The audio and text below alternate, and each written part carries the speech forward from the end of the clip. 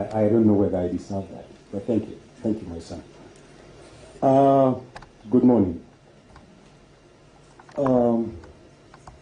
Chief guest and the entire national leadership that we have here, CEO, KFC, Team OASE, who's my very good friend, wasanii wenzangu, na naona to smile kwa nimesema wasanii wenzangu.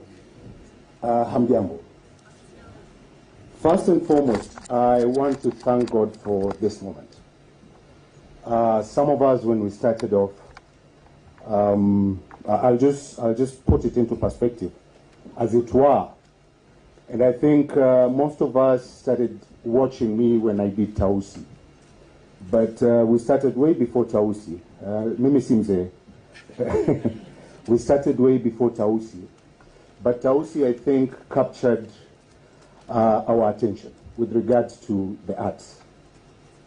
And I remember then, I can see KBC here, the editing suit for Tausi was at Kasarani. I told this story somewhere and someone laughed, but I think it's relevant today. The editing suit was in Kasarani, and we remember how Thika Road was then. It was a single lane. And jam was like a natural thing to experience on that road. So there were days we were caught up. You've shot all these scenes, and we've gotten to a place where we're actually filling in for the episode that was supposed to run that specific day. So my producer then, and executive director, Kibwana Unguso, had the challenge of ensuring that the product is edited, transported from Kasarani through that road with the traffic and all that, and get to broadcasting house for the show to be aired at 8 o'clock in the evening. Where some of us, and I remember I was just talking to the chief guest a few minutes ago, and he told me those were the days everyone was looking for where there's a TV, and then it was black and white, you remember? And everyone was seated there waiting for Tausi. So the announcer then at KBC had to come up with a story to tell as to why the program has not been aired. So she kept going and going and going, and while she's going and going and going, and you remember there were no mobile phones, so someone is calling from Kasarani to Broadcasting House, trying to encourage the people at Broadcasting House to keep our audience alive. And yes, the show gets there, and everyone who is in that living room that was blessed to have a TV, I think all that crowd that was in there, because I remember those were the days, like now we have the video halls, our houses, those who were blessed to have TVs were the ones who operated like the video halls that we have today. So in essence, what I'm just trying to say is this: by the time that tape got to Broadcasting House to be aired that night, probably it was about like 30 minutes or so late. But people were seated there waiting to watch this show. The cameras that we were using, and I think well articulated by the MC today, we had those huge cameras and tapes that the crew used to run around with. I remember everywhere we went, we went like a whole vehicle full of equipment that was supposed to be used to shoot a single scene.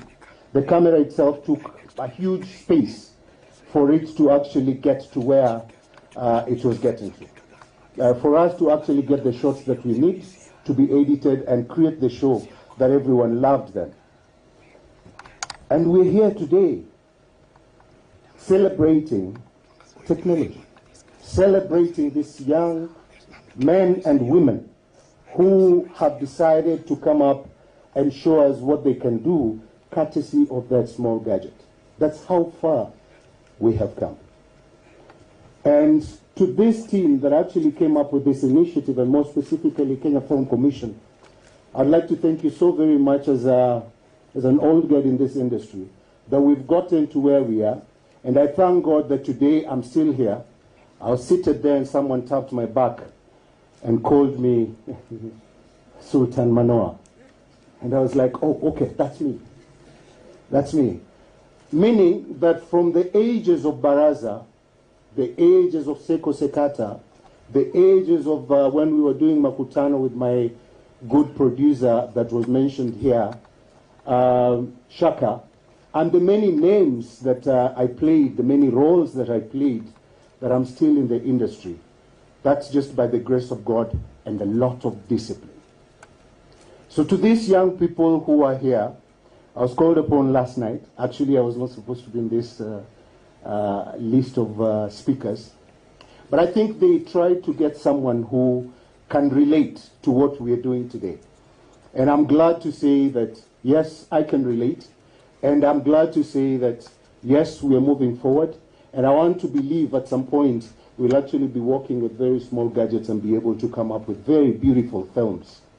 Coming to the mada of today, the topic of today, mada ni Kiswahili, topic. Kwa wale wasiojua Kiswahili. When we talk about cohesion, I just would like to remind us, and again I speak to a lot of people. And once I said this, and I think it's the reality, I read it somewhere, that currently I'm dealing with youth in Mombasa who are well known for violence and extremism. I am their waziri in Mombasa. I'm supposed to be talking to them and ensuring that they get something to do so that they can run away from violence and extremism. This does not just happen. It is something that is created over time. So I want to believe that the jury that was looking into these films probably captured this. That when we are born, and this I read somewhere, probably some of you know this, that when you're born, your brain is as clean as that very new flash disk. Very new. And where you live, who raises you, the culture that you grow up in, what you watch, and what you listen to form the reality in that flash disk. So if you only know that, then you'd be able to save yourself. We become violent or extremists based on what we allow ourselves to consume. And in essence, at the end of the day, what happens is we lose a whole generation, like what is currently happening in Mombasa. So it becomes very difficult to deal with young people who are not well sensitized by this generation that is seated here, or probably my generation that probably might be in the know of this reality. So as we do these films, and I will encourage us to do more of this courtesy of the Cohesion Commission. Thank you for coming up with this theme. And probably I will invite you to Mombasa as well so that we can showcase these films and even speak to the people that we are talking to right now so that we can change our mindsets and get to where we are supposed to be so that even the young people that we are raising will become the KENNETH AMBANIs of today. And for those many and few words, I'd like to say, one, thank you so very much, Kenya Film Commission, for this initiative. And everyone else who actually participated in this. You're doing great for this country, you're doing great for this community, and you're doing great for this generation. God bless us all.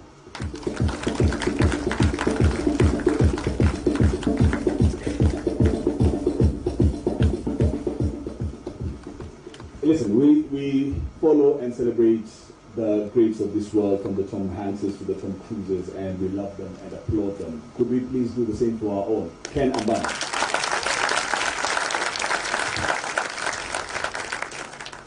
Who is also well on his way to become a politician. Famous speech. There was a point in my career that I gave up on filming. And Irene used to call me, and I would say no.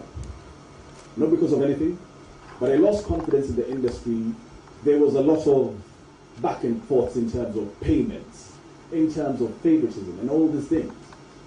I came back because I was encouraged. There were new faces taking control of the industry and ensuring that we are included in conversations and making sure that everyone had a say. Our next speaker has encouraged me so much so that I am standing today and thinking of working even with the guys who are doing something today. He has an open door policy